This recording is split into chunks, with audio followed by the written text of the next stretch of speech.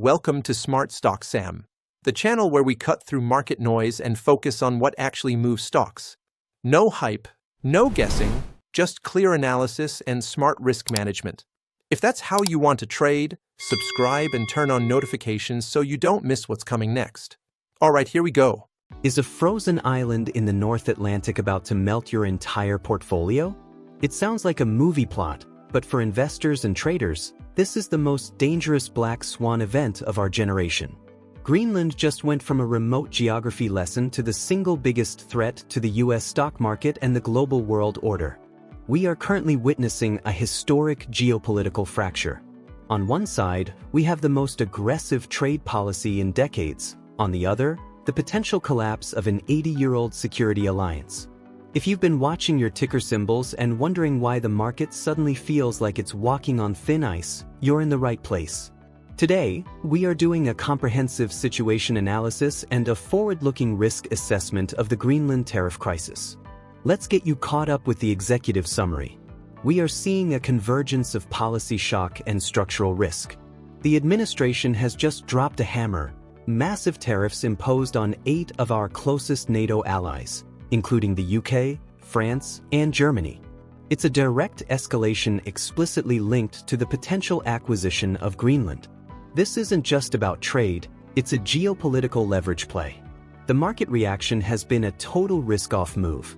Equities saw an immediate sell-off as investors realized just how sensitive our exports are to this friction. Gold and silver are ripping to record highs, while Bitcoin, usually the digital safe haven, is surprisingly capped. But here is the headline that should keep you up at night. Denmark is officially warning of the end of NATO. This isn't just about your 401k anymore. This is a systemic threat to Ukraine's defense coordination and the very fabric of Western security. To understand where we're going, we have to look at the mechanics of this ramp-up. This isn't a one-and-done tax, it's a two-phase squeeze. The president has announced these tariffs as a tiered mechanism targeting the UK, France, and Germany. Mark these dates on your calendar. February 1st is Phase 1, where a 10% tariff kicks in. Think of this as the warning shot. But if the Greenland acquisition isn't moving by June 1st, we hit Phase 2. That's when the tariff skyrockets to 25%. We are talking about a massive wall being built across the Atlantic in just 4 months. For companies that rely on European components or luxury imports, that June 1st deadline is a ticking time bomb. When this news hit the wires, the market didn't just stumble, it bled. The futures market signaled an immediate, violent correction. Dow Jones futures saw a staggering 400-point opening drop. The S&P 500 and the Nasdaq both signaled a 1% decline right out of the gate. What the market is doing here is pricing in immediate volatility. Investors are reacting to the sudden, jarring disruption of transatlantic trade flows that have been stable for decades. This opening drop isn't just a random dip, it represents a fundamental shift in investor sentiment. The market hates uncertainty, and right now, the future of trade is a giant question mark. If you are an individual investor, you need to look at your holdings through the lens of export sensitivity. First, look at the automotive sector. This is ground zero. Giants like BMW and Stellantis are the biggest casualties because of their high export volume to the US. If you own these, you are in the line of fire. Next, luxury goods. We're talking LVMH and Kering.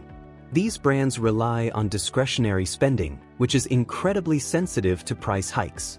A 25% tariff means a 25% price jump at the boutique, which kills demand. Finally, pharmaceuticals. Novo Nordisk and Roche are exposed specifically because they have been targeted in the Greenland levies. If these sectors are the bedrock of your portfolio, it's time to look at your risk exposure very closely. Now, let's talk about where the money is actually going. We are seeing a fascinating divergence of safe havens. In a typical crisis, you'd expect everything alternative to go up. But look at the data. Physical assets like gold and silver are hitting new record highs. Investors are prioritizing physical safety. Meanwhile, digital assets, specifically Bitcoin, are hitting a ceiling. Bitcoin is capped at $90,000 and isn't behaving as the primary hedge in this specific crisis. Because in a geopolitical fracture involving NATO and military threats, big institutional money moves into what it can touch and hold. Gold is the king of the Greenland crisis. Bitcoin is currently sitting on the sidelines. But wait, it gets even more complicated. While the international trade war is raging, we have a domestic policy shock compounding the pain. The administration is calling for a hard 10% cap on credit card interest rates. Look at the impact on the banking sector. This puts immediate, massive stock pressure on major banks like Goldman Sachs and Wells Fargo. This is what we call compounding volatility. You have the international trade shock on one hand and domestic regulatory risk on the other. For the big banks, it's a pincer movement that is squeezing their margins from both sides of the Atlantic. If you think the EU is going to just take this lying down, you haven't seen the nuclear option. They are preparing a $108 billion trade bazooka known as the Anti-Coercion Instrument. This isn't just a counter-tariff. The policy expands retaliation into a total decoupling. We're talking about restricting U.S. access to European capital, limiting U.S. intellectual property rights within the EU, and blocking U.S. companies from massive government contracts. The implication here is terrifying. This is designed for a total decoupling of transatlantic trade. If the EU pulls this trigger, the world economy changes forever.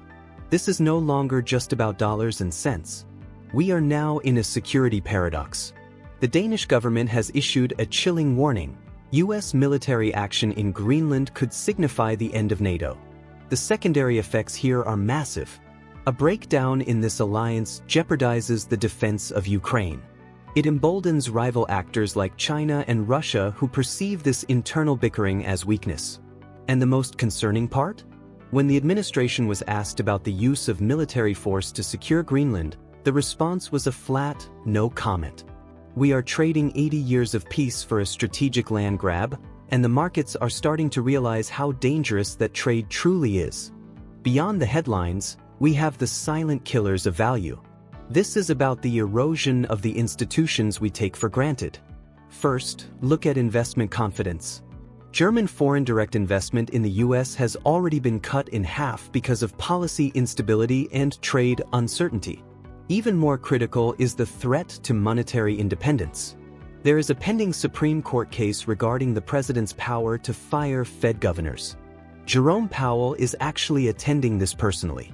The risk here is that markets are beginning to reprice the risk premium on the independence of US monetary policy.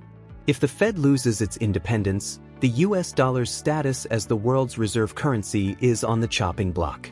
So, is this a real war or a high-stakes negotiation? Some analysts are calling this the taco moment, the theory that the president always chickens out. This school of thought suggests that these threats are just leverage for the upcoming World Economic Forum in Davos. It's a negotiation tactic versus military escalation. If these threats are walked back at Davos, we could see a massive relief rally that sends stocks to the moon. However, the military option remains on the table, which means you cannot afford to stop hedging. Holding the Swiss franc and gold remains a necessity because, as of right now, the scales are still balanced between a deal and a conflict. While the politicians talk, the corporations will tell us the truth. This week's earnings season is the ultimate litmus test. On Tuesday, we have Netflix, a huge indicator for consumer discretionary health. On Wednesday, Intel will show us the resilience of the tech and chip sectors. On Friday, Johnson & Johnson will give us the pulse of pharma stability. The key question is, can corporate growth guidance withstand these macro headwinds? Investors are shifting their focus from political headlines to fundamental forward guidance. If these CEOs start sounding the alarm on supply chains, you know the crisis is real. The final circuit breaker for this volatility might be the courts. We are looking at a pending Supreme Court ruling that defines executive authority. The core issue: does the president actually have the power to impose these tariffs under the International Emergency Economic Powers Act? If the court rules against the president, it acts as an immediate circuit breaker for market volatility. It would effectively strip the teeth out of the tariff threat. But if they uphold it, it solidifies the risk and gives the executive branch a permanent green light to use trade as a weapon. Let's map out the future so you can prepare. Scenario A is the relief rally. Davos succeeds, tariffs are withdrawn, and we go back to business as usual. Scenario B is prolonged volatility. Tariffs hold, gold continues to strengthen, and equities remain flat and frustrating. Scenario C is recession risk. The EU triggers that $108 billion response, earnings take a hit, and we head into a downturn. Scenario D is the nightmare risk-off event. Military action in Greenland leads to a NATO fracture. Most likely, we are currently oscillating between scenarios B and C. To wrap up, here is your playbook. There are 4 signals you must monitor. First, watch the rhetoric for de-escalation cues ahead of Davos. Second, monitor the Fed. Any erosion of independence via the Supreme Court case will spike bond volatility. Third, track the nuclear option. If the EU officially activates the Anti-Coercion Instrument, that is your sell signal for export sectors. Finally, keep an eye on the divergence between gold and Bitcoin. It is the ultimate barometer for systemic fear.